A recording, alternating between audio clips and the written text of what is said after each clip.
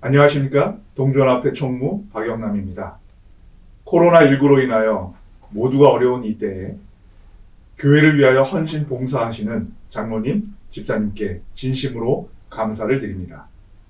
2021년 신축년 새해가 밝았습니다. 종합강습회와 각종 강습회를 해야 함에도 불구하고 정부의 방역 지침에 따라 비대면으로 진행할 수밖에 없는 현실이 매우 안타깝습니다. 그럼에도 불구하고 동전앞의 목회부는 정용만 목사님을 모시고 장로, 집사 강습회를 온라인으로 개최하려고 합니다. 단연간 장로, 집사 강습회를 지도해 오신 정용만 목사님을 통하여 새해에 맡겨진 새로운 직무와 그리고 앞으로 펼쳐나갈 사명에 대하여 좋은 결심의 시간이 되시기를 간절히 바랍니다. 감사합니다.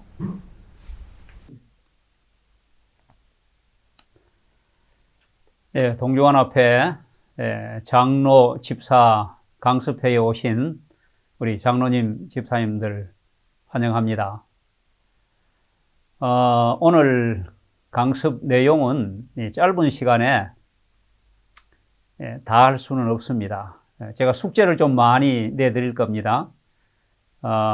교회별로 또 집사부, 장로부 이렇게 나누어서 다시 자세하게 강습회를 한 번 더 아니면은 좀 여러 번 하시기를 부탁드립니다. 오늘 강의 진행 내용은 첫째는 장로, 집사가 도무지 무언가, 교회에서 그 정체가 무엇인가 거기에 대해서 말씀을 드리고, 두 번째는 집사와 장로가 어떻게 되는가, 부르심과 택하심에 대하여 말씀을 드리겠습니다. 세 번째는 장로와 집사의 주요 업무, 하는 일이 무엇인가, 무엇을 어떻게 해야 되는가, 이렇게 세 가지만 간단히 말씀을 드리고자 합니다. 집사가 도무지 뭐야? 장로가 뭐야? 여러분 다 아십니까? 우선 아닌 것부터 좀 말씀을 드리겠습니다. 장로나 집사는 교회의 직위가 아니다. 계급도 아니고 벼슬도 아닙니다. 명예직도 아닙니다. 그렇습니까? 우리 많은 장로님, 집사님들이 다 알고 있다는 표정입니다. 또 이렇게 알고 이렇게 이해는 하고 있지만은 아닐 수도 있습니다. 금년에 처음으로 집사가 되시고 또 장로가 되신 분들 중에 좀 주위에서 축하합니다, 이런 인사를 받으셨습니까? 아니면 혹시 내년에 우리 이 자리에 앉아 계신 우리 집사님, 장로님들 중에 선거위원회에서 다시 집사와 장로로 선출이 안 됐다, 그래 섭섭하지 않겠습니까? 아무렇지도 않을까요? 아마 여러분들이 교회 생활 하시면서 들어보셨을 겁니다. 선거위원이 끝나고 난 뒤에 어떤 분들은 아주 노골적으로 섭섭함을 드러내고, 멀쩡하게 장로의 직분을 잘 하시던 분들도 장로가 다시 안 됐다고 교회를 옮기고 교회 안 나오는 분도 계십니다. 그런 걸 보면 그 집안의 명예직일 수도 있고, 또 그게 교회의 어떤 무슨 직위, 벼슬일 수도 있는 것 아니겠습니까? 아마 그래서 그런 일이 벌어집니다. 이런 분들은 그 직분에 대하여 알고는 있지만은 정서적으로 잘 받아들이지 못해서 잠깐 착각해서 벌어지는 일입니다. 집사라는 말은 디아코노스라는 헬라어에서 왔는데 그 뜻이 종이라는 뜻입니다. 집사는 그 정체가 종입니다. 집사가 뭐야? 집사는 종입니다. 그럼 장로도 뭘까요? 장로도 종입니다. 제가 가끔 어디 집회를 가면 기도하시는 분이 단위에 세우신 종에게 이런 기도를 하십니다. 목사를 종이라 그래요. 이제 종이라 하는 게 조금 부담스러우신 분들은 단위에 세우신 크신 종에게 이렇게 하기도 합니다. 사실은 정말로 종이라고 생각하고 기도를 하시면 단위에 세우신 종놈에게 이렇게 해야 맞는 것입니다. 목사도 종입니다. 예수님도 종입니다. 예수님도 종으로 이 땅에 오신 겁니다. 내가 섬김을 받으려 온 것이 아니고 섬기러 왔다. 그리고 주님은 종으로 죽기까지 복종하셨다. 너희 안에 이 마음을 품으라 곧 그리스도 예수의 마음이니 그는 종으로 오셔서 섬기시고 죽기까지 복종하셨다. 종은 섬기는 전문가입니다. 그래서 장로도 집사도 교회에 어떤 직분을 맡은 사람도 다 섬기기 위하여 택함을 받은 종입니다. 종은 무조건 복종만 해야 합니다.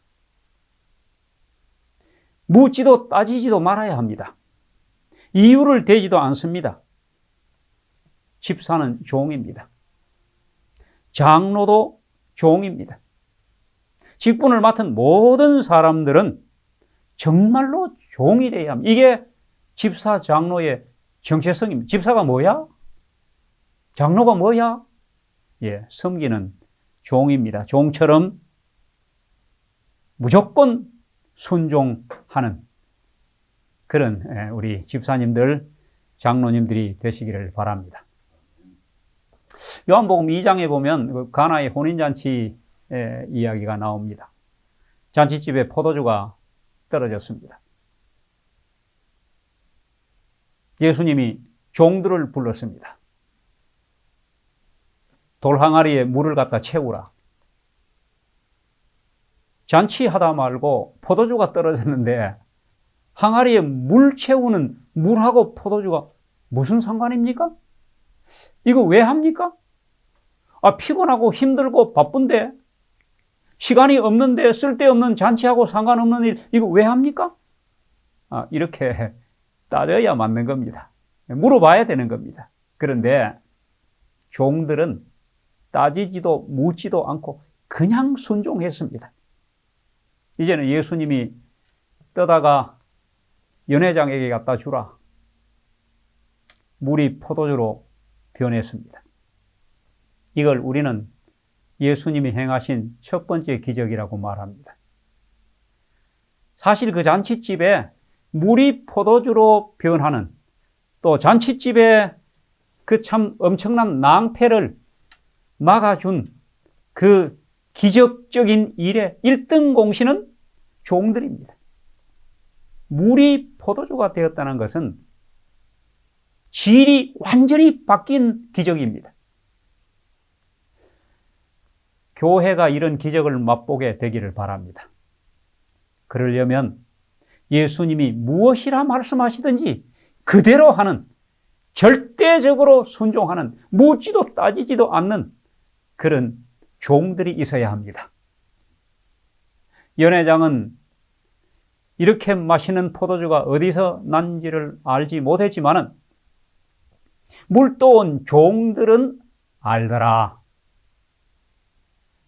여러분, 오늘날 또 우리 금년에 우리가 섬기는 교회에 이런 기적이 일어나야 되지 않겠습니까? 죽을 수밖에 없는 영혼이 영원히 사는 생명으로 바뀌는 기적, 물이 포도주로 변하는 기적입니다. 정말 그동안 별로 분위기가 좋지 않고 이 교회 계속 다녀야 되나, 교회를 옮겨봐야 되나, 이런 생각을 할 만한 그런 교회가 정말 분위기 좋은 그런 교회로 바뀌는 기적, 그런 기적에는 종들이 필요합니다. 무조건 순종하는 종들이 필요한 것입니다. 우리 집사님, 장로님들이 이런 종의 정신으로 가나의 혼인잔치집에서 무조건 순종했던 그런 순종을 하시게 되기를 바랍니다. 다른 거 다 몰라도 괜찮습니다. 나는 종이다. 정말 종처럼 섬겨야 되겠다. 말만 종이 아니고 그런 정신을 가져야 되겠다. 이것 한 가지만 기억하셔도 교회가 달라지리라고 확신합니다. 맹물 같은 교회.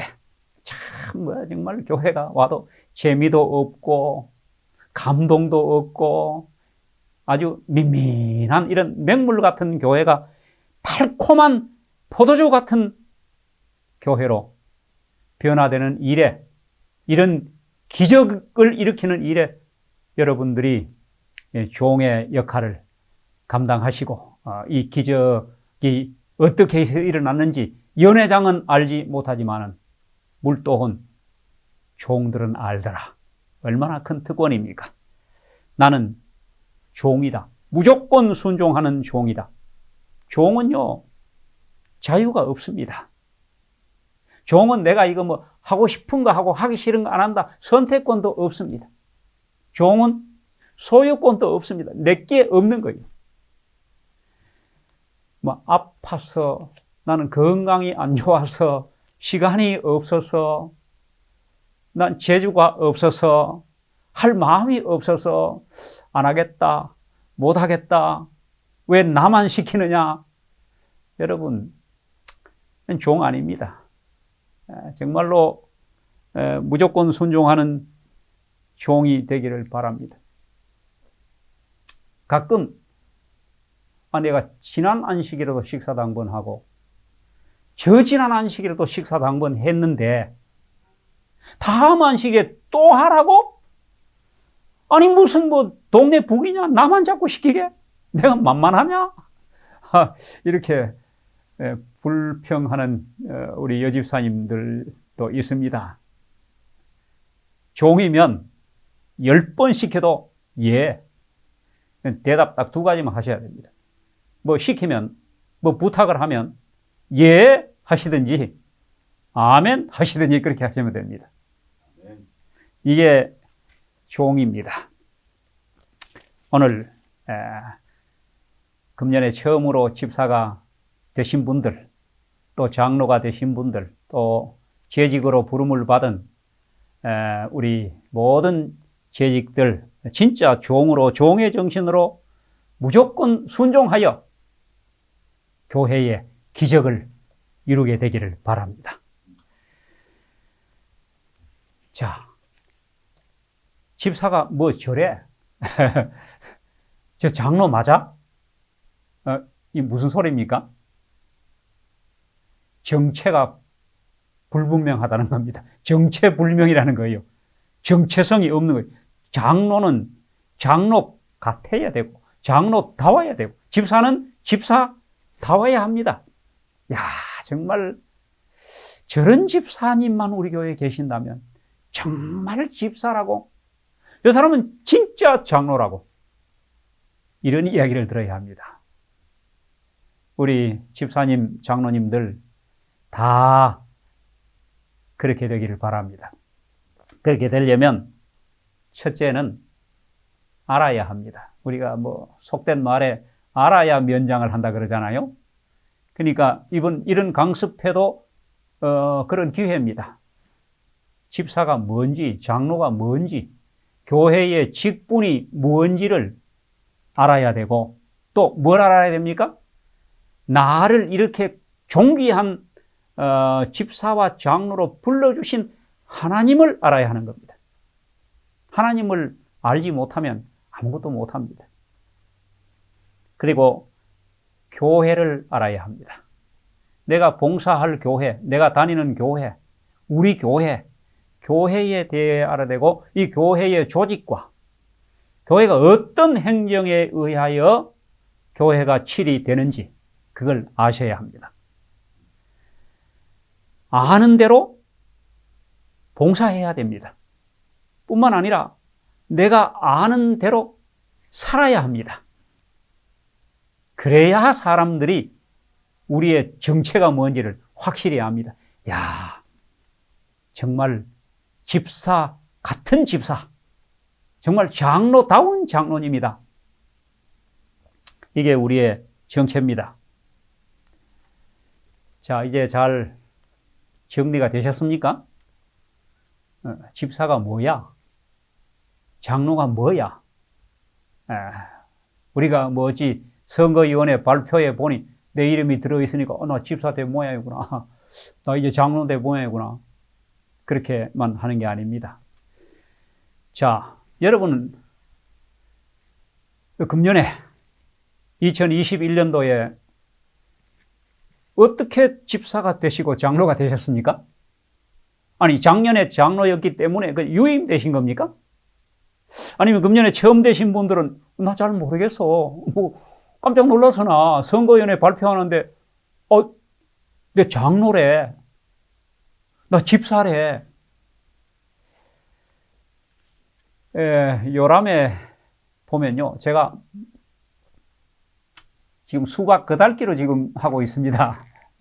자세히 다 못합니다. 사실은 아주 시시콜콜 예를 들어가면서 자세히 해야 우리가 참 이 교육의 효과가 있는데 시간 관계상 그렇게 못합니다. 제가 장로 강습만 11시간, 여러분 장로 요람대로만 해도 10시간 넘게 해야 되는 겁니다. 이 엄청난 분량을 합니다. 집사 요람, 역시 집사 강습도 한 10시간 넘게 해야 합니다. 자, 그래서 다 말씀드리지 못, 요람에 보면 집사의 자격과 자질, 어떤 사람을 집사로 선출해야 되는지, 장로의 자격과 자질, 요람에 다 나와 있지만은 제가 이 시간에는 말씀드리지 않겠습니다. 왜냐하면 이미 여러분들은 집사가 되셨고 장로가 되셨지 않습니까? 지금 무슨 자격 논해봐야 필요 없습니다. 그저 집사는 집사 요람 공부를 좀 한번 하시고, 장로는 장로 요람을 정독하셔서 내가 정말 장로의 자격이 있는지 없는지, 또 집사의 자격이 있는지 없는지, 자질이 있는지 그런 걸 살펴보시고 그런 사람이 되도록 갖추는 일밖에 없습니다.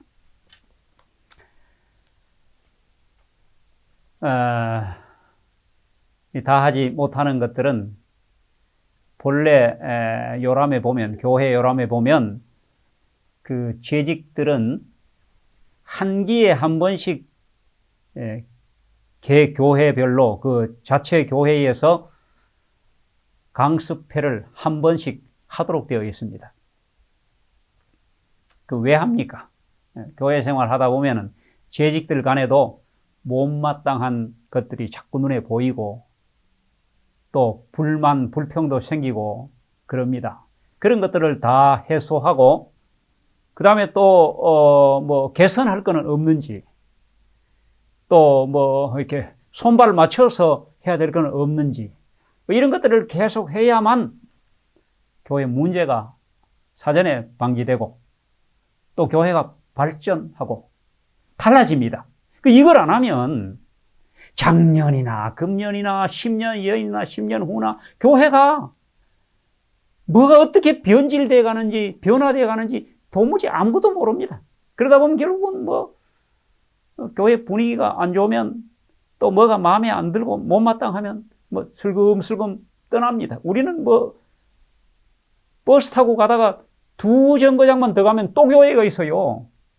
그러니까 교회가 그냥 자꾸 이렇게 문제가 생겨서 성장, 발전이 되지 않는 겁니다. 그러므로 우리 장로님, 집사님들 계획을 잘 하셔가지고 재직 수양회, 재직 강습회를 한 기에 한 번씩 꼭 계획하십시오. 아예 사업 계획서에 넣어놓으셔야 합니다. 제가 왜 이런 말씀을 드리는가 하면 할 거는 많습니다. 정말 얼마나 우리가 배우고 확인하고 또 제대로 하는지 이런 것들을 계속 해야 합니다. 너무 많습니다. 제가 오늘 요람을 가지고 왔지 않습니까? 요람 한번 보시죠. 교회 요람. 교회 요람은 교인 되신 분들은 이거 공부하셔야 합니다. 내가 다니는 교회가 어떤 교회인지 모르면 오해가 생기고, 오해가 생기면 마음이 불만이 많이 생기고 그러면 믿음이 없어지는 겁니다. 그 다음에 장로요람. 장로님들은 이 장로요람을 공부하셔야 합니다. 그 다음에 집사요람. 그리고 교회 직원요람이 여기 거의 다 나와 있습니다. 갖고 안실학교, 성교부, 교회 서기, 교회 재무, 그 다음에 청년선교회, 가정봉사부 뭐 다 나옵니다. 근데 선출만 됐지 그 부서가 뭘 하는지를 모르면 안 되지 않습니까? 그 다음에 이제 물론 목사는 목사 요람입니다. 자, 이 요람 봐도 엄청나게 두께가 있지 않습니까? 이걸 언제 다 하겠습니까? 아무 데서도 이거 공부하는 데도 없고 가르쳐 주지도 않습니다. 이걸 어디서 해야 되는가?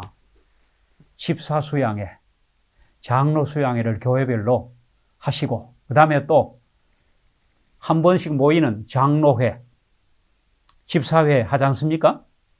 그냥 뭐 모여가지고 식사만 돌아가면서 하시고 이렇게 헤어지고 하지 마시고 이런 걸 좀 하시면 개인도 발전이 되고 교회도 발전합니다. 자, 여러분 이제 참 뭐 어떻게 집사되고 장로 되셨는지 그 선거위원회에서 선출돼서 됐다. 근데 이제 한 가지 분명한 것은요. 어떤 장로님도 어떤 집사님도 나 장로 한번 해봐야 되겠다. 나 집사 되고 싶어.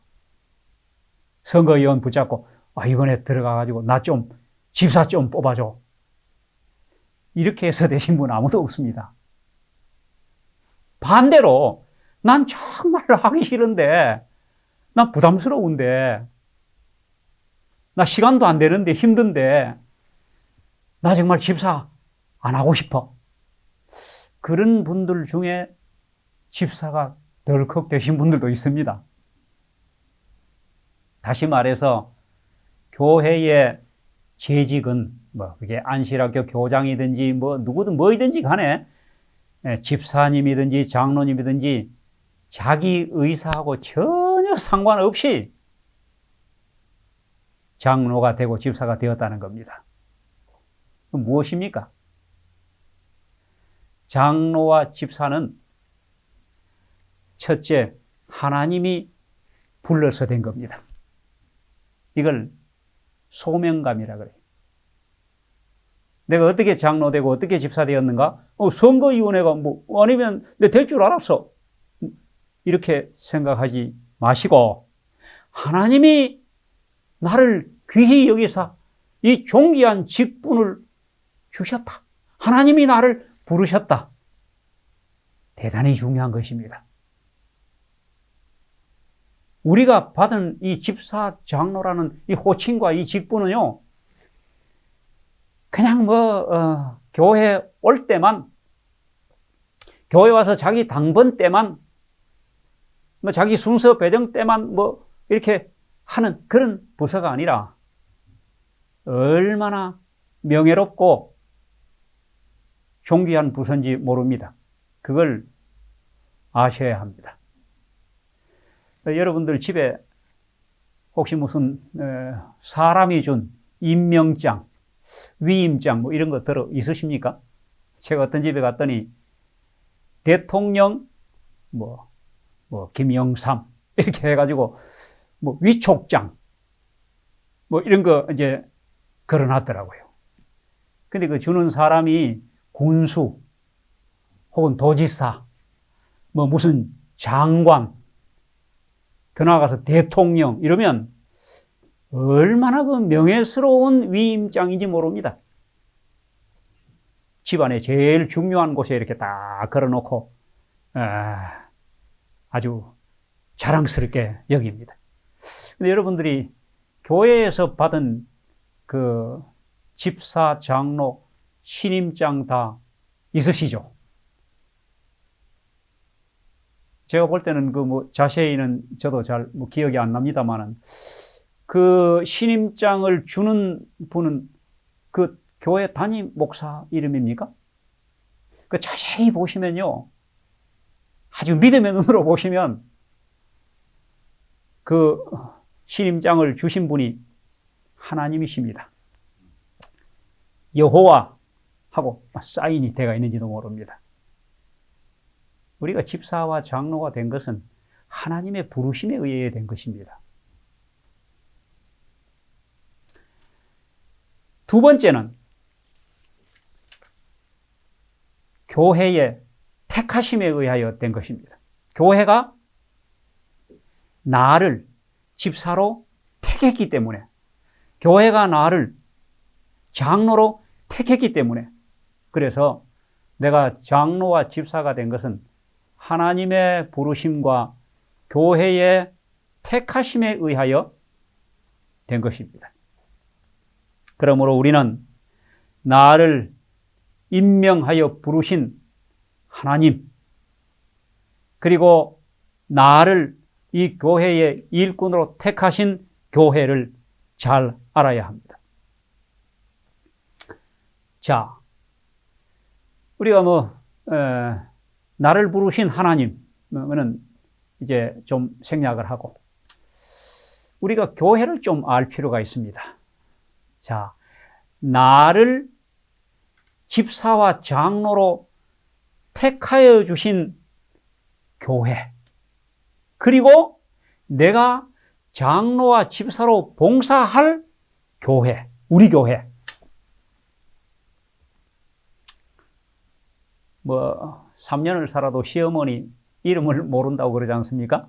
여러분, 내가 다니고 있는 교회, 나를 집사로 장로로 부르신 교회 이름은 아십니까? 너무 쉬운 질문입니까? 예, 제가 이런 말씀을 드리는 것은 우리 장로님 중에도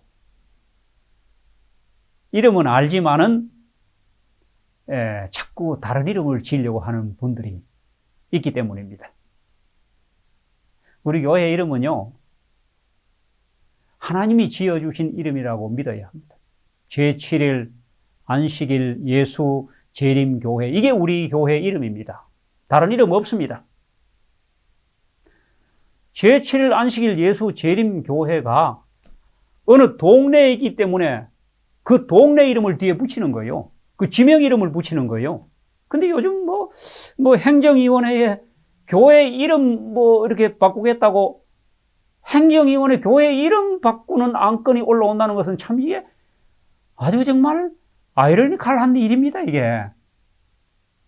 이름이 있는데 뭘 또 이름을 행정위원회에 앉아서 그거 이름 바꿔주는 행정위원들도 참 어찌 보면 생각이 없어요. 제1교회 한다고 제1이 됩니까? 중앙교회 한다고 중앙이 됩니까? 그 중앙 제1, 그게 예수, 제7일 안식일, 예수 재림이라는 그 의미보다 더 훌륭합니까? 아닙니다. 우리 재직들 정도 되시면 집사 장로님들은 우리 교회 이름에 자부심을 가져야 됩니다. 거기 우리 교회의 정체성이 들었고, 거기 우리 교회가 제7일 안식일, 창세기 나오는 거 아닙니까? 예수 재림, 요한계시록이 처음과 끝입니다. 여기 우리의 사명이 들어있는데 그 이름은 분명히 아셔야 합니다. 아주 중요합니다. 그리고 우리 교회의 행정을 아셔야 합니다. 우리가 다 하나님의 부르심에 의하여 되었다. 뭐 선거위원회가 날 뽑았지 무슨 하나님의 부르심이냐고 이렇게 생각하실 수도 있지만은 우리 교회 행정 중에 우리 교회 행정의 특성을 잠깐 말씀드리겠습니다. 우리 교회는 민주 정치가 아니라 신주 정치입니다. 민주는 뭡니까? 교인들 마음대로 뭘 이렇게 사람들의 그 여론과 투표에 의하여 다수가결로 뭘 결정하는 거지만은 교회는 하나님 마음대로 하는 겁니다. 신주 정치. 하나님은 독재입니다. 독재. 이걸 우리 재직들이 아셔야 합니다. 다시 말해서 하나님이 대의제라는 그 제도를 우리 교회에 주셔서 그 대표들이 결정했는데도 나 동의할 수 없다. 나 따를 수 없다. 그렇게 하면 잘못된 거다. 이렇게 끝까지 여러분 직원회가 왜 길어지고 행정위원회 모이면 왜 길어지고 왜 말이 많아지고 어떤 회의 끝나고 나면은 불만이 많고 그다음에 뭐 그냥 패가 갈라지고 계속 해가 협조 안 하고 하다 끝까지 안 되면 막 그냥 나라의 나라의 세상 법정에까지 들고 가는 이건요 우리 교회 행령이 전혀 모르기 때문에 일어나는 일입니다. 이게 하나님이 살아계시고 교회 주인은 하나님이시고 하나님의 뜻대로 결정된 것인데 하나님보다 더 똑똑합니까? 예. 근데 하나님보다 교회를 더 사랑하십니까? 아니요. 이걸 받아들이고 믿어요. 교회는 신주 정치입니다. 하나님은 독재자입니다. 하나님의 뜻대로 하는 겁니다. 그래서 하나님은 교회에 회중 전체에 투표를 하는 게 아니고 대표를 뽑아서 합니다. 교회는 직원회에서 모든 걸 다 결정 다 합니다. 합회는 행정위원회, 거기에서 다 합니다. 그 다음에 사람을 선출할 때는 선거위원회. 소수만 뽑아가 하지 않습니까? 대의제를 꼭 아셔야 합니다. 대의제 왜 합니까? 대의제를 하는 이유는 연합이 깨지지 않도록 하기 위해서 합니다. 여러분, 교회 100명 모인 교회에서 어떤 중요한 일을 결정할 때 그거다 갖다 붙이면 만장일치로 결의될까요? 안 될까요? 만장일치는 고사하고 아마 안건이 10개 나올지도 모르고 10조각 날지도 몰라요. 그럼 교회 다 깨져버리는 겁니다. 아무것도 안 됩니다. 그래서 하나님께서 대표를 뽑아서 소수만 그 안에서 의견이 갈라지고 그 안에서 그냥 갑론을박하고 논쟁을 하고 하되 결정이 딱 되면 모든 거기에 대표자들은 아멘. 이게 주의 뜻이다. 이렇게 받아야 되는 거예요. 그리고는 이렇게 결정됐다 하는 그 얘기만 나와야지 거기서 표가 아슬아슬하게 갈라졌느니 이런 반대가 나온 이렇게 회중들에게 알리기 시작하면 교회가 연합이 깨지는 겁니다. 대의제의 가장 중요한 목적은 교회의 연합이 깨지지 않도록 하기 위하여 주어진 제도입니다. 그걸 우리가 믿어야 합니다. 교회 행정의 지침서는 바로 교회 요람입니다. 가끔 우리 장로님들이 저한테 전화를 하십니다. 교회 지금 선거위원회 하다가 이런 문제가 생겼습니다. 어느 게 옳습니까? 요람에 다 나와 있습니다. 우리 장로님들은 정말로 교회 요람을 잘 공부하시고 요람대로 교회를 치리하시기 바랍니다. 지도자는 집사, 장로 되는 이 교회의 재직들은 정말로 요람을 공부하셔야 됩니다. 교회 요람, 목사 요람, 장로 요람, 집사 요람, 직원 요람, 이런 요람들을 숙지하고 이 요람을 기본 원칙으로 교회를 운영하고 치리해야 합니다. 자, 우리가 이런 걸 잘 모르기 때문에요. 교회 조직하고 난 뒤에 문제가 들어 생깁니다. 여러분들의 교회는 선거위원회 끝나고 난 뒤에 별 문제가 없었습니까? 선거위원회가 한 3번, 4번 정도 모이고 딱 발표하니까 온 교회가 아멘 하고 받고 아무도 의의를 걸거나 찾아오거나 하는 사람이 없었다. 훌륭한 교회입니다. 만일에 그렇게 선거위원회 끝났다면요, 2021년도 이미 사업 절반 성공한 겁니다. 그런데 제 경험에 의하면 선거위원회 끝나고 나면은 성도들은 몰라도 담임 목사만 아는 문제가 들어 생깁니다. 선거위원회 끝나자마자, 선거위원회 발표하자마자 바로 전화 옵니다. 목사님, 정말 저는 못합니다. 계속 하라 그러면 저 딴 교회 나갈 겁니다. 또 어떤 분은 찾아옵니다. 안 하겠습니다. 아예 어떤 분들은 선거위원회 발표만 했는데도 하얀 봉투 들고 옵니다. 나는 감사 헌금인 줄 알고 받았더니 뭐 들었을까요? 네, 사표 들었습니다. 나 못합니다.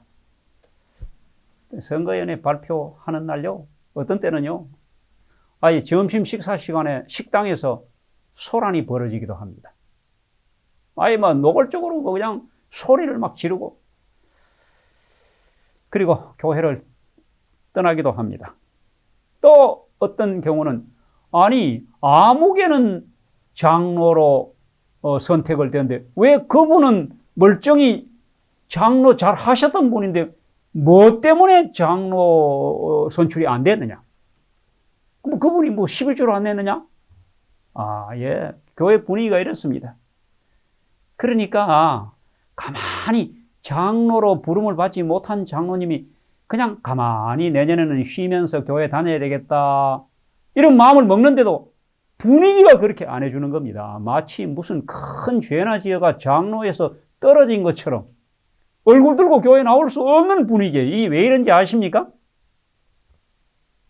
교회 행정, 우리 교회의 특별한 교회 행정 조직을 모르기 때문에 그래요. 대의제를 모르시니까 그렇고, 우리 교회 선거제도의 특수성을 모르니까 그렇고, 우리가 받은 직분이 이게 벼슬도 아니고 명예도 아니고 지위가 아니라는 그 사실을 모르기 때문에, 종이요 봉사자라는 걸 모르기 때문에 그런 거예요. 이런 것들만, 우리 모든 성도들과 재직들이 이런 것들만 정말 숙지하고 있으면 이런 일이 안 벌어지겠죠. 근데 참 선거위원회가 어렵습니다. 왜 나는 안 됐느냐? 저 사람은 왜 시켰느냐? 이래서 교회가 연초 시작부터 마음 상해서, 자존심 상해서, 그 다음에 어수선하고, 한다, 안 한다, 못 한다. 그러니까 1월달, 2월달 직원회에서 보선하고, 여러분, 이렇게 1년을 시작할 때 정말 사업이 잘 되겠습니까? 예. 제가 이런 교회 분위기를 지금, 나무로 하는 게 아니라, 우리 집사님, 장로님들은 이왕에 되셨으니까 이런 우리 교회의 행정 조직을 정말로 잘 아셔야 된다는 말씀을 드립니다. 직분에 대한 오해, 행정에 대한 오해, 교회가 무엇인지 교회에 대한 오해 때문에 생긴 것입니다. 자, 뭐 이왕 이야기가 나왔으니까 이렇게 이제 선거위원회 끝나고 이런 분위기 가운데서 이렇게 마음 상한 사람들하고 막 그것도 수습하고 또 달래고 이렇게 이제 또 뭐 2월 달이 됐는데도 뭐 어느 부서가 장이 나 못한다 사표 갖다 내고 이렇게 하다 뭐 3월 달 되지 않습니까? 뭐 참 1년 사업이 힘들잖아요. 그렇게 한 7개월 지나면 또 선거위원회 해야 되는 겁니다. 자, 이게 우리 교회 발전 저해 요인 가운데 하나입니다. 자, 그래서 어떤 교회들은요, 막 선거위원회 좀 안 하면 좋겠다 이거 2년짜리 하지 않습니까? 어떤 교회는 아예 그냥 그거 복잡하고 시끄러우니까 직원회에서 그냥 막 이거만 다 금년에 우리 교회 다 유임하고 말자. 어떻습니까? 그게 궁여지책입니다. 선거위원회 하니까 하도 교회가 이렇게 벌집 건드려 놓은 것 같으니까 그렇습니다. 자, 두 번째는요. 이것만 이런 게 아니고 연초되면 또 하나 있잖아요. 목회자 인사이동. 우리 목사님 가실지 더 계실지 지금 4년 되는데 어쩌면 가실 것 같고 어쩌면 안 가실 것 같고 우리 목사님 가시면 안 된다. 뭐 덜컥 가시네? 교회가 완전히 그냥 뭐 부모 이런 자식 때 고아돼 버려.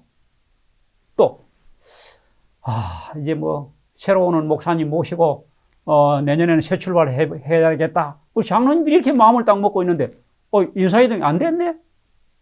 그게 뭐 하시랍니까? 사업 안 됩니다. 그래서 목회자 인사이동도 우리 교회 발전 저해 요인 중에 큰 겁니다. 참 다른 나라에는 없는 우리 2월달 첫 번째 정기 행정위원회가 이름하여 뭡니까? 인사이동 행정위원회라고 이름이 붙어 있는 겁니다. 예, 어쨌든 이것도 숙제입니다. 이런 모든 것들이 우리 교회 발전에 저해 요인이 안 되도록 여러분들이 기도하시고 또 교회는 교회대로 잘 준비하시고 그 다음에 뭐 제일 중요한 것은 지금 이 시간에 우리 집사님 장로님들이 우리 교회 조직과 행정과 이런 데 대하여 아주 확실하게 숙지를 하셔가지고 교회 어렵지 않도록 해주시는 겁니다. 자, 혹시 이 지금 강의를 들으시는 우리 집사님 장로님들 중에 뭐 집사 장로는 뭐 그런 대로 뭐 할 수 있겠는데 다른 것도 맡으셨잖아요. 보통 뭐 재무도 맡을 수도 있고 안실학교 교장을 맡을 수도 있고 선교회장 맡을 수도 있고 도로가 회장 또 아니면 여자 집사님들 중에 제일 힘들어하는 여자 수석 집사. 나 이거는 못한다. 이제 지금 말씀드린 이런 부서에 하나님의 부르심을 거절하고 사표 들고 옵니다. 한 번은 어떤 집사님이 사표를 가지고 왔습니다. 이 뭡니까? 그랬더니 목사님 정말 못합니다. 아시다시피 제가 디스크가 아주 심해져가지고 요즘 병원에 다니고 식사당번 한번 하고 나면 한 열흘씩 지금 앓습니다. 정말 못합니다. 목사에게 사표를 가져옵니다. 그럼 제가 그 직원에 갖다 내고 보선을 해야 될까요? 그래서 제가 그렇게 얘기했습니다. 집사님, 하나님이 불러주셨는데 목사가 사표 받을 자격은 없습니다. 저는 못 받습니다. 그래도 목사님이 직원에 좀 내주십시오. 제가 이랬어요. 월급 받고 하는 것도 아니고 이 직분은 봉사직입니다. 봉사라는 것은 안 해버리면 됩니다. 집사님 직분 그냥 가지고 계시고 힘들면 하지 마세요. 안 해버리면 됩니다. 괜히 교회 행정 복잡하게 하시지 말고 그냥 안 해버리십시오. 아이고 그래도 부담스러워가지고 안 된다는 겁니다. 그 다음에 제가 그랬어요. 집사님 디스크 있는 거 집사님도 아시고 담임 목사도 알고 하나님 모르실까요? 여러분 하나님 모르실까요? 아실까요? 다 아십니다. 하나님이 아시고도 집사로 부르실 때는 하나님 무슨 대책이 있지 않겠습니까? 예, 대책이 있으십니다.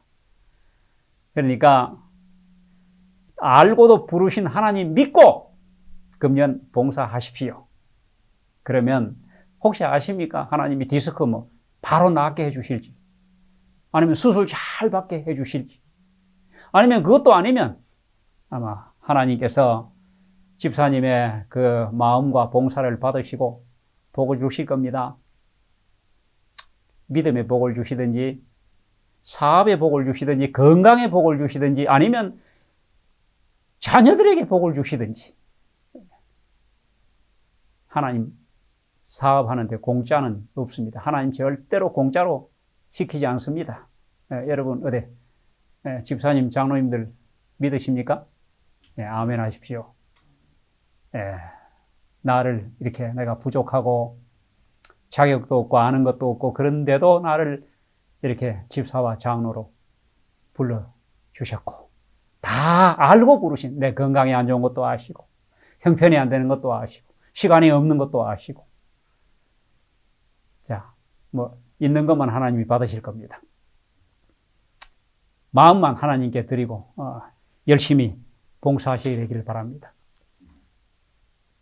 이제 제 이 말씀을 들으시고 나 이 사표 갖다 내야 되겠다 이런 분들 다 마음을 돌리시기 바랍니다. 이제 장로와 집사가 교회에서 하는 업무가 무엇인가, 무슨 일을 하느냐, 무엇을 그리고 어떻게 해야 되는가에 대하여 말씀을 드리겠습니다. 이 말씀에 들어가기 전에 먼저 이 사도행적이라는 책, 사도행적 제1장 이는 제목이 교회에 대한 하나님의 목적, 이런 제목입니다. 교회에 대한 하나님의 목적. 첫 줄에 교회는 사람을 구원하기 위하여 하나님께서 세우신 기관이다. 교회가 이 땅에 존재하는 이유는 딱 한 가지입니다. 교회 안에 있는 사람이든지 교회 밖에 있는 사람이든지 사람을 구원하기 위하여 세워진 기관입니다. 교회는 봉사를 위하여 조직되었고, 우리가 선거위원회 한다는 이 말은 해마다 교회를 조직한다는 말입니다. 뭔가 이렇게 조직을 해야 질서도 잡히고 또 사업도 효과적이고 능률적으로 할 수 있기 때문입니다. 그 조직에 의해서 우리 여러분들이 집사도 되고 장로도 되신 겁니다. 조직원들입니다. 그래서 재직 강습회, 조직 강습회입니다. 그 다음에 계속해서 보면 교회는 봉사를 위하여 조직되었으므로 그 사명은 온 세상에 복음을 전하는 것이다. 자, 조직원들로서 장로와 집사가 되신 여러분들이 하는 주요 업무가 뭡니까? 온 세상에 복음을 전하는 것입니다. 영혼을 구원하는 것입니다. 우리가 교회 사업계획서에 각 부가 사업계획을 세우고 예산을 세워서 1년 내내 뭘 하지 않습니까? 꽁 잡는 게 매라고 무조건 영혼을 구원해야 됩니다. 그 영혼이 교회 안의 영혼이든지 교회 밖의 영혼이든지 구원해야 합니다. 우리 집사님, 장로님들에게 할당을 드리면 어떨까요?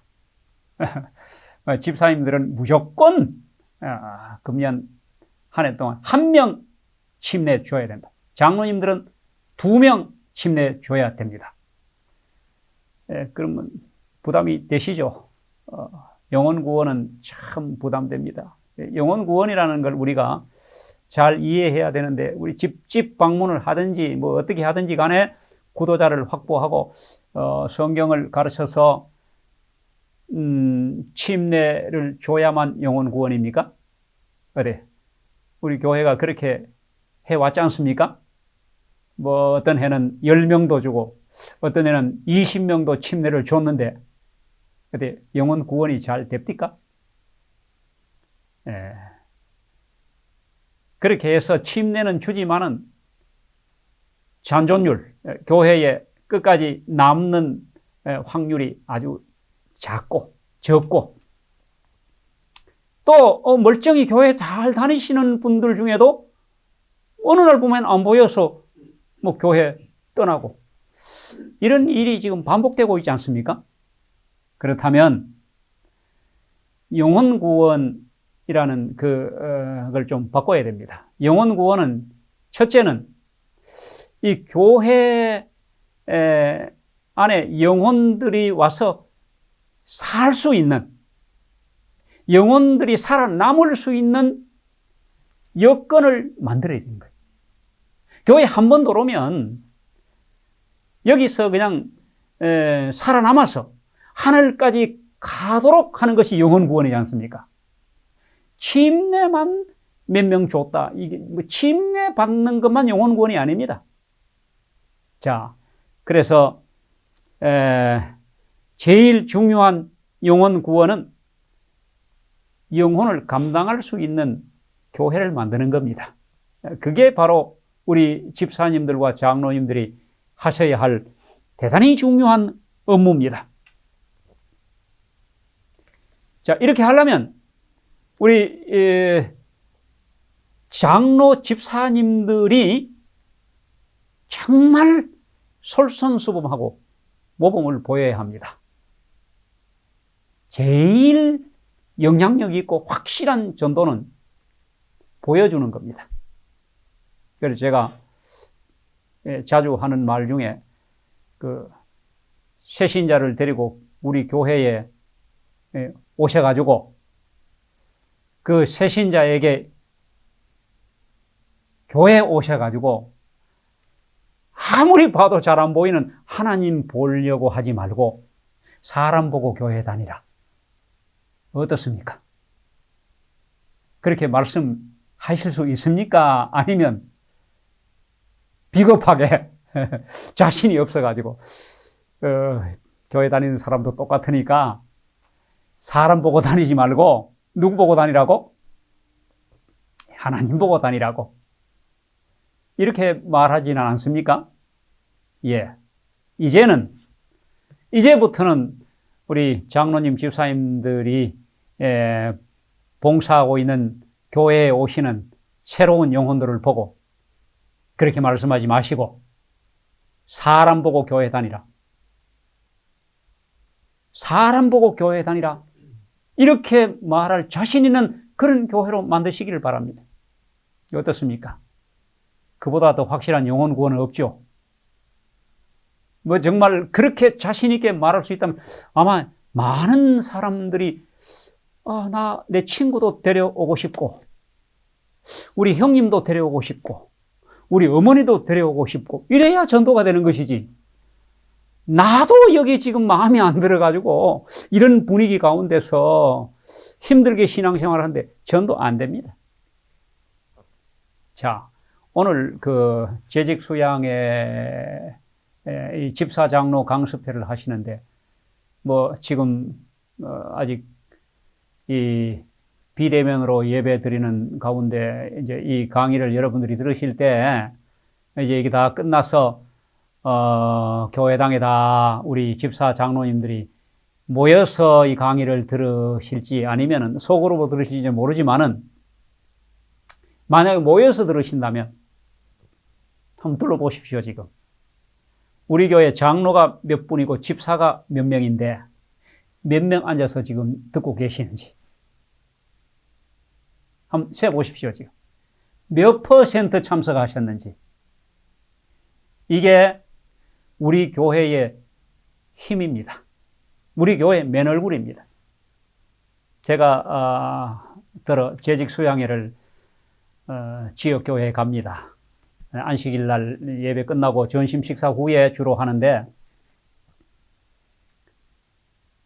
집사님, 장로님들은 아주 핵심 재직들이지 않습니까? 주인들이에요. 근데 오후에 안 오시는 겁니다. 담임 목사가 그냥 어쩔 줄 몰라요. 미안해서. 안 오시는 겁니다. 오전에는 예배 드리러 오셨는데 아니 재직 수양회에 장로가 안 오시고 집사가 안 오시면 뭐 그럼 끝입니다. 아니, 재직이 이 모양이면 그럼 뭘 할 수 있겠어요? 아무것도 못해요. 자, 제가 이런 말씀을 드리는 것은 뭐 교회가 다 그렇다는 건 아니고 우리 재직들은 장로님, 집사님들은 오셔야 합니다. 장로회, 장로 빠지면 안 됩니다. 한 분도 빠지면 안 됩니다. 직원회, 절대로 결석하면 안 됩니다. 직원회 결석하시려면, 어찌 보면 참 장로직을 내려놓으셔야 될지도 몰라요. 얼마나 중요한 집회입니까? 그리고 장로님, 집사님, 집사회, 무슨, 당번 빠지면 안 됩니다.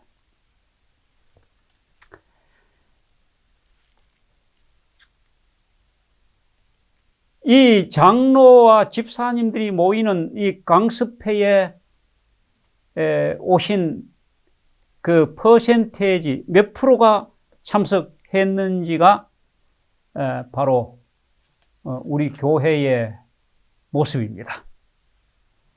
자, 이제 그 교회의 존재 이유는 영혼구원에 있고 조직에 의해 가지고 우리가 집사 장로가 되어가 교회에 뭘 한다고 봉사하는 이 봉사의 목적도 영혼구원에 있습니다.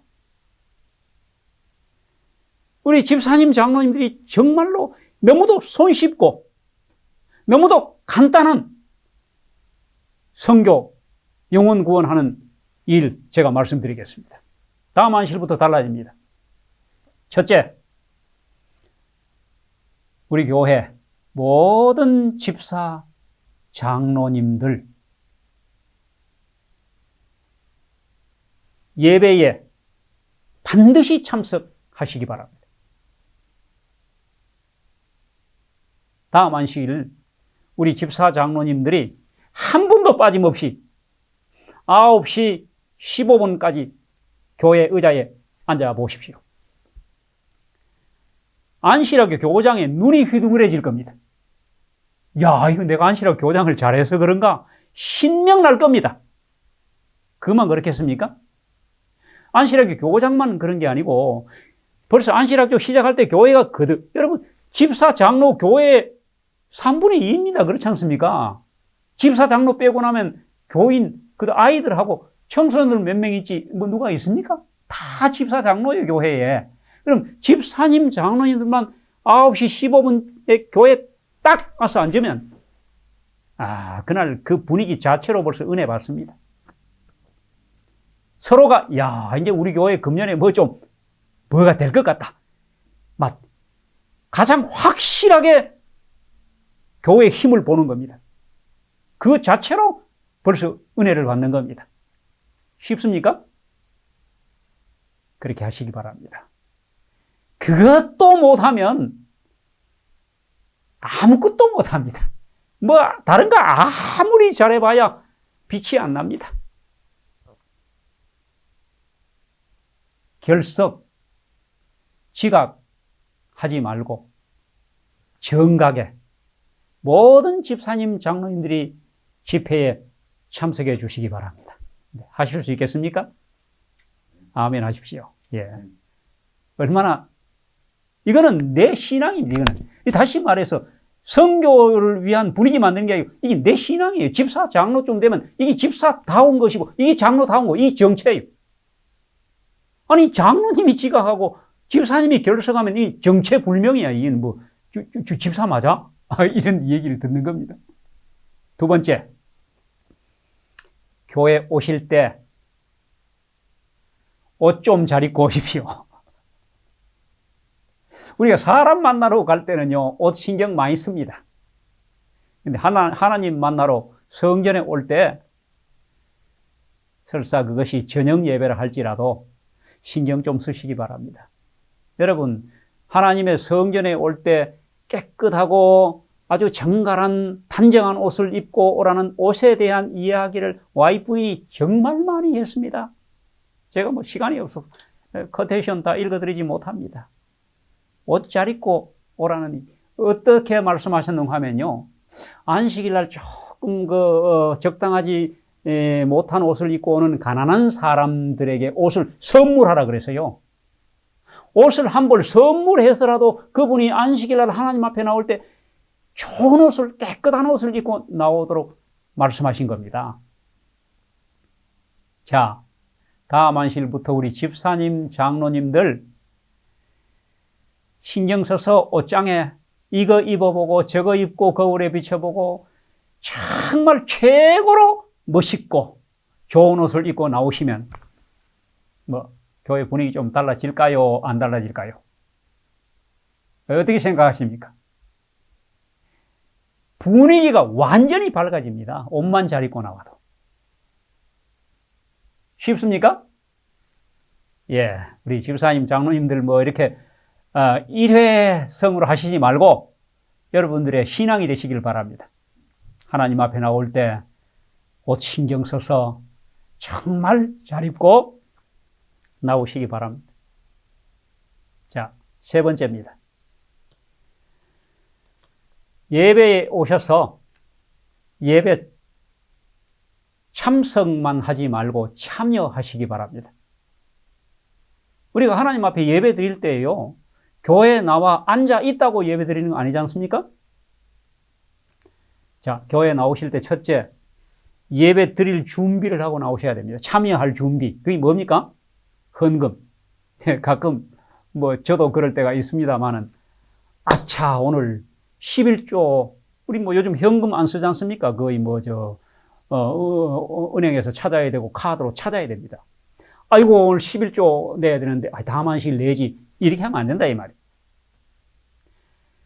안식일 하나님 앞에 나올 때 준비를, 안실학교 헌금, 요거 헌금, 요거는 뭐 월정 헌금, 이거는 설교 예배 때 헌금, 요거는 11조. 이게 예배 드리러 나오는 사람들의 드림의 준비입니다. 예배에 대해서 다 말씀 못 드리지만, 예배는 드리는 예배가 있잖아요. 기도 드리고, 헌금 드리고, 찬양 드리고, 드려야 되는 겁니다. 자, 이렇게 해가지고 나오셨으면 관람만 하지 마시기 바랍니다. 요즘 그러다 보니 관람하는 교인들이 많이 생기니까 예배를 준비하는 그 진행자들도 공연을 하려고 그래, 자꾸. 여러분, 제 말씀이 좀 이해가 되십니까? 자꾸 뭐 다른 프로그램 흉내 내고, 안실학교 보면 그렇지 않습니까? 좀 자꾸 이렇게 예배가 예배다워지질 않고 사람들의 눈과 귀를 즐겁게 하려고 하는 경향이 들어있는 겁니다. 왜 그런지 아십니까? 이게 책임이? 우리 성도들이 다 그런 걸 팔짱 떡 끼고 이렇게 구경만 하고 듣기만 하고 보기만 하는 겁니다. 예배는 참석이 아니고 참여입니다. 참여하는 것 중에 우리 집사님, 장로님들 다음 안식일부터 오시면 찬미 크게 부르시기 바랍니다. 제가 목사로서 등단해가지고 이렇게 찬미 부를 때 보면요, 입 안 벌리는 분들 많습니다. 찬미를 안 불러. 찬양은 하나님께 드리는 예배입니다. 그거 하러 교회에 왔는데, 여러분 찬양을 크게 부르시면 우리 마음에 감동이 오고 은혜를 받습니다. 정말 하나님의 성호를 찬양하시기 바랍니다. 찬미 크게 부르기. 한 사람도 빠짐없이 다 부르기. 집사님, 장로님들만 연합해서 하시면 그 소리에 은혜 받습니다. 갑자기 안식일 날만, 집사 장로 강습회 듣고 나더니 그 다음 안식일부터 찬미의 소리가 배로 커졌다. 여러분, 지금보다 2배, 3배 커져야 되는 거예요, 사실은. 다 부르면. 제 말, 틀린 말입니까? 예. 찬미 크게 부르시고, 찬미에 다 참여하시기를 바랍니다. 이것만 해도 교회가 달라집니다. 그 다음에 참여하는 것 중에 아멘 좀 하십시오. 아멘. 우리 교회 정말 아멘에 인색합니다. 뭐 아멘에 세금 붙는지 왜 아멘을 안 하신지 모르겠어. 목사가요, 한참 설교하는데 아멘 소리가 너무 없으면 이거 뭐 내가 설교 잘못하고 있나? 설교 점점 못합니다. 여러분, 아멘 소리만 크게 화답해 주셔도 목사가 설교가 날마다 은혜스럽고 좋아질 겁니다. 이게 진정한 영혼 구원을 위한 영혼이 교회에 들어오면 죽지 않고 끝까지 살아남게 하는 예배를 바꾸는 것입니다. 이거 장로님, 집사님들만 해주셔도 되는 겁니다. 저는 1년 내내 가도, 예를 들면, 예언의 신부장, 예언의 신부장 죄송합니다만은, 우리 성도들이 볼 때 크게 하는 역할이 없는 것 같은. 그래서 실제로 부서가 옛날에 있었는데 없어진 부서도 있지 않습니까? 부서를 하나 만드시기 바랍니다. 아멘 부장. 어떻습니까? 그러니까 아멘을 이렇게 말씀드리면 다음 안식일에 조금 커질지 몰라요. 나중에 커졌다가 점점 저거 나중에 제자리로 돌아갑니다. 그러니까 이렇게 되지 않도록 입 좀 풀고 아멘 연습해야 됩니다. 아멘. 아멘. 아멘. 모든 성도들이 참이 끝날 때도 아멘. 또 어떤 순서 맞고도 아멘. 기도 때도요. 여러분, 기도 중간중간에 아멘 소리가 나와야 기도하는 사람도 막 정말 감동적으로 하나님께 기도를 올리고, 설교하는 분들도 중간중간 아멘을 해줘야 설교가 정말 성도들이 내 설교를 듣고 있구나, 은혜를 받고 있구나, 이래서 설교 잘하게 되는 겁니다. 아멘 크게 하기, 찬미 다 같이 부르고 크게 부르기. 여러분, 이것만 해주셔도 달라질까요? 여러분, 우리가 사업이라는 게 주요 업무라는 게 대단한 것 아닙니다. 그 외에 무슨 식사당번, 이게 다 중요하지만은 정말로 교회를 바꾸는 건, 그 다음 안식일에 반찬 좀 몇 가지 더 했다고 맛있게 먹기는 하지만은 그거 가지고 달라지는 거 아닙니다. 그러니까 우리 집사님, 장로님들이 주요 업무입니다, 이거. 예배를 바꾸는 거예요. 교회 분위기를 바꾸는 겁니다. 그럼 네 번째, 우리 장로님, 집사님들은 교회에 오셔가지고 만나는 사람마다 붙잡고 안부 묻고 인사하기. 어때요? 아니, 우리 다 사람마다 달라서 내성적인 사람은 침투전도 가정방문 못합니다. 그런데 아는 사람은 할 수 있잖아요. 우리가 아는 사람. 교회에 오는 사람, 그 사람도 우리가 구원해야 될 영혼이에요. 겉으로는 멀쩡하지만은 그 사람이 지금 정말로 외롭고 힘들고 격려와 위로가 필요한 사람인지도 모릅니다. 그러니까 우리 집사님, 장로님들은 교회에 오시면 그냥 만나는 사람마다 붙잡고 안부 묻고 그 다음에 인사하고 이것만 잘하셔도 그분이 그 장로님 때문에 교회에 오셔가지고 목사님의 설교는 뭔지 몰라도 자기를 그렇게 관심 가져주고 안부 묻고 인사하고 하는 그 장로님, 그 집사님에게 은혜 받고 가는 겁니다. 자, 어려운 거 아니죠? 그것도 나는 못할 것 같다, 이런 분 아무도 안 계시죠? 예. 이것만 잘해주셔도 다음 안식일부터 우리 교회 바로 달라집니다.